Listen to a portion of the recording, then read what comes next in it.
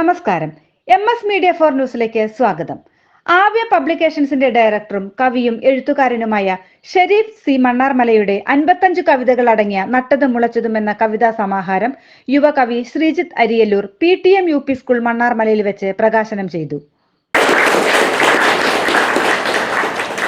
രാവിലെ അനിയത്തിയെ ചാമ്പയ്ക്കാമരത്തിന്റെ ചുവട്ടിലേക്ക് കൊണ്ടുപോകണം. രാത്രി മഴ പെയ്താൽ കുരുവിക്കൂട് കാണിക്കാമെന്ന് പറഞ്ഞ് രാവിലെ അനിയത്തിയെ ചാമ്പയ്ക്കാമരത്തിന്റെ ചുവട്ടിലേക്ക് കൊണ്ടുപോകണം.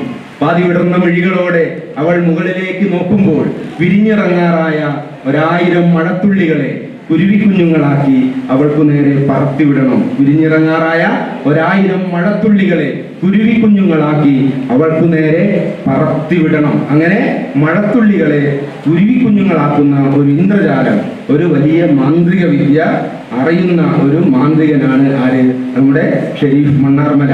അപ്പൊ നാളെ മുതൽ ഷെരീഫ് മണ്ണാർമല പോകുമ്പോൾ പഴയ രീതിയിൽ കവി എന്നല്ല ആളുകൾ വിളിക്കുക, കവി എന്ന് തന്നെ വിളിക്കും. മാത്രവുമല്ല, അദ്ദേഹത്തിന് പുരസ്കാരങ്ങൾ കിട്ടും, പുതിയ പുതിയ പുസ്തകങ്ങൾ വാങ്ങും, ലോകം കാലം അദ്ദേഹത്തെ ബഹുമാനിക്കും എന്നുള്ളതിന്റെ നല്ല അടയാളങ്ങൾ ഈ പുസ്തകത്തിലുണ്ട്. അതുകൊണ്ട് മണ്ണാർമലക്കാർക്ക് എല്ലാവർക്കും ഷെരീഫിനെ ഓർത്ത് അഭിമാനിക്കാവുന്നതാണ്. അദ്ദേഹത്തിന് തുടർച്ചയായിട്ട് കവിതകൾ ഉണ്ടാവട്ടെ. Public library and cultural centre secretary Askar അധ്യക്ഷത വഹിച്ച ചടങ്ങിൽ school head mistress Rahmath teacher മുഖ്യ അതിഥിയായിരുന്നു.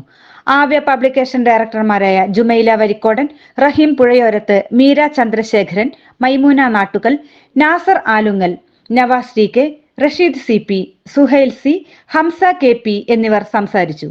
News bureau Chemmaniyode.